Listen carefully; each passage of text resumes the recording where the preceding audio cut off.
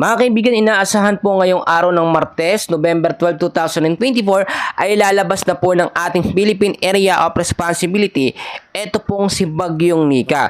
At meron din po tayong panibagong bagyo na minomonitor ngayon. No?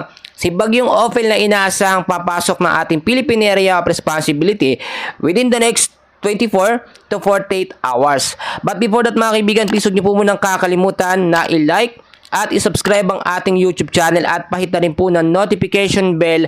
Maraming salamat po. So unahin na muna natin mga kaibigan. Ito nga pong si Bagyong Nika na inaasahan na pong lalabas ng ating Philippine Area of Responsibility. Inaasahan niyang bandang hapon po mga kaibigan ng alas 5 ng hapon. Tignan natin yung pinaka-latest na track at intensity niya mga kaibigan, which is makikita po natin pagdating po ng alas 5 ng umaga o ngayong alas 5 ng umaga, no, ay ito yung milayo po na 210 kilometers west of northwest of Lawag City, Ilocos Norte. At merong lakas ng hangin na 100 kilometers per hour.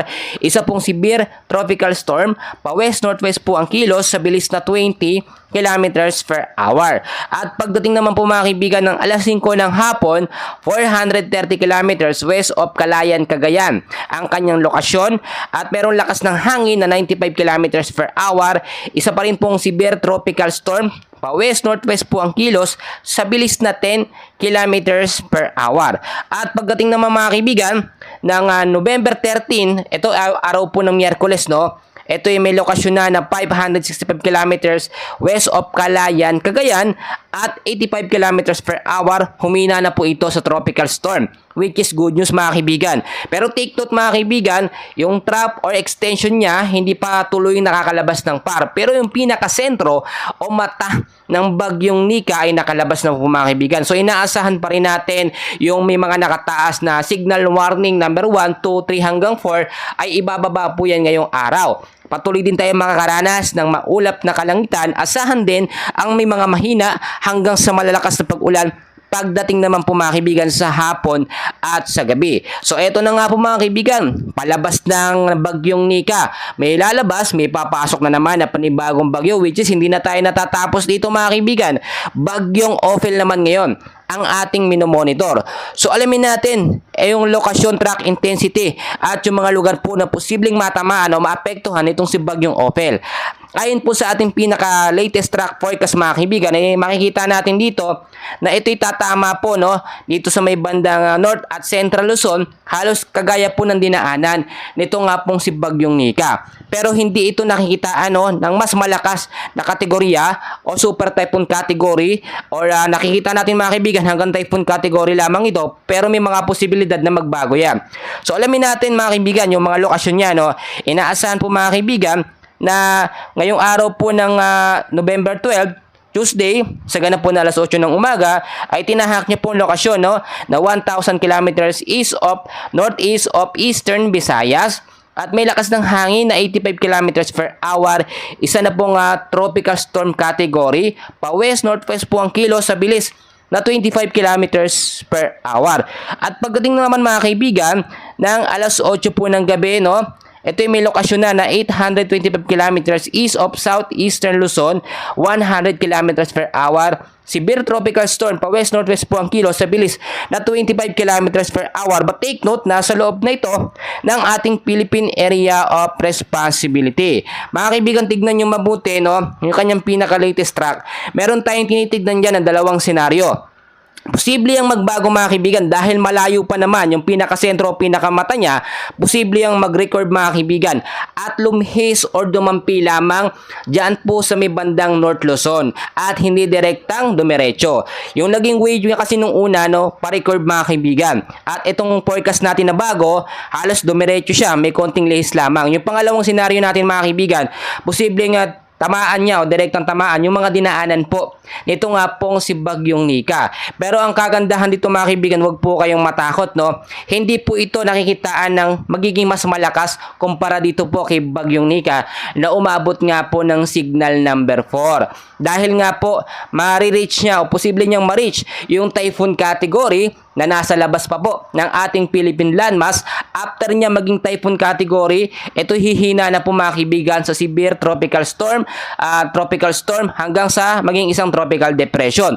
So bago po siya maglandfall dito po sa may bandang Central or North Luzon, yung scenario na number 1 natin mga kaibigan, in case lang naman po no, ay hihina na po siya. It means hindi siya magbibigay ng malaking epekto sa malaking bahagi po ng North Luzon. Nakita natin mga kaibigan yung mga senaryo na ganyan ang mangyayari, and yun talaga yung may posibilidad dahil alam naman natin mga kaibigan ang tindi na naging pinsala ni Bagyong Nika, and hopefully eto nga pong si Bagyong Ophel ay maging banta lamang at wag po matuloy. May mga posibilidad din po na itong si Bagyong Ophel habang tinatahak niya po yung Philippine Sea posible po siyang malusaw or mas humina agad.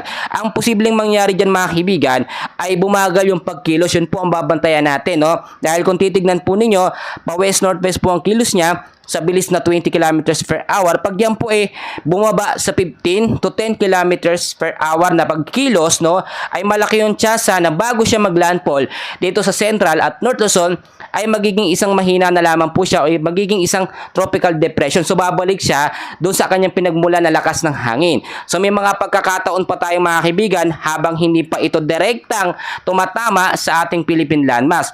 Malaki po yung naging pinsala mga kaibigan ni Bagyong Nika at inaasahan din natin na ito posibleng maulit dito kay Bagyong Ophel, pero wag naman po sana.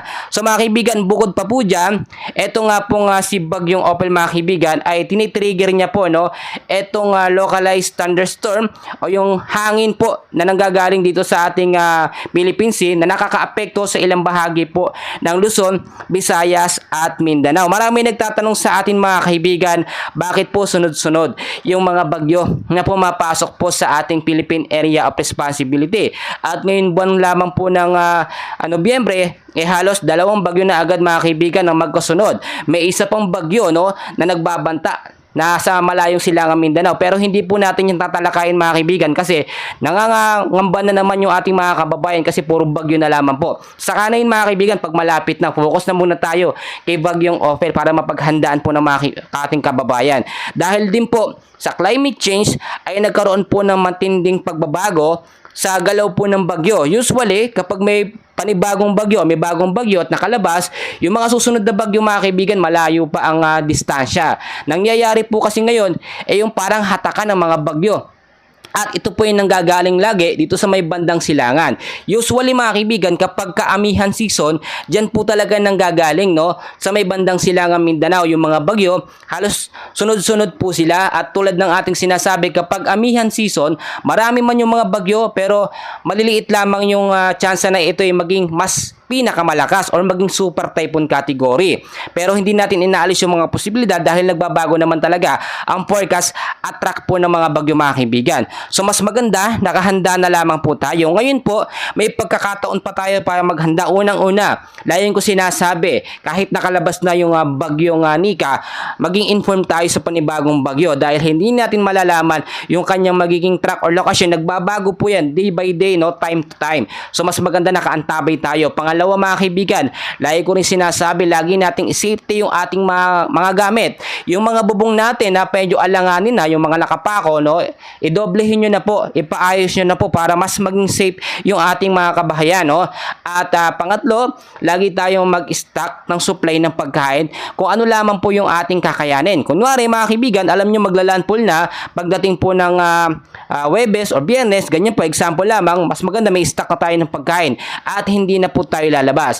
May mga nagtatanong din kung may pasok po ngayong araw mga kaibigan, at dahil nga po mga kaibigan, ang pinaka naapektuhan pa ngayon ay yung area po ng Aurora at Isabela. Inaasahan na yung mga lugar na yan wala pa rin sigurong pasok hanggang ngayon. Basta mo po yung mga lugar na may nakataas po na storm wind signal number 1 hanggang number 3 at 4, automatic po mga kaibigan, pag may wind signal wala pong pasok yan. Huwag po natin isugal ang buhay ng ating mga anak kapag safety naman nilang ang kasagutan pananagutan mga kaibigan, mahirap sumabak po sa may bagyong ganitong klaseng sitwasyon. Maganda safe na lang po sa mga bahay natin, no? Inaasahan din mga kaibigan na ngayong araw, no, ay medyo magiging maaliwalas ang ilang bahagi po ng Metro Manila. Ang inaasahan nga natin mga kaibigan magkakaroon ng malawak na pag-uulan dito nga po sa Metro Manila, which is hindi naman yan nangyari dahil po yan sa pagbabago ng forecast nga po nitong si Bagyong Nika, which is nakita natin naging malaking factor po yung mga kabundukan mga kaibigan, especially dyan sa may Sierra Madre mga kaibigan. Yan po kasi yung nagpahina dito nga po sa hangin, ito nga pong si Bagyong Nika, at inaasahan natin in case maglandfall po sa Philippine landmass natin itong si Bagyong Ophel, ganun din ang mangyayari. So pangalagaan po natin yung ating mga kabundukan, yung mga puno mga kaibigan, huwag natin putulin, no? Kung wala naman tayo masyadong bagay na gagawin, mas maganda magtanim tayo ng mga panibagong puno after po ng mga bagyo na ito dahil napakalaki ng tulong yan sa ating bansa, especially sa mga bagyong pumapasok po. Yan din yung sumisipsip na mga tubig at naiiwasan din yung mga landslide po mga kaibigan. So ngayong umaga mga kaibigan, yan lamang pong update natin sa lagay ng ating panahon. So manatili po kayong nakalike at nakasubscribe sa ating YouTube channel para lagi at daily ko po kayong ma-update sa lagay ng ating panahon. Maraming salamat, magandang araw po sa inyong lahat.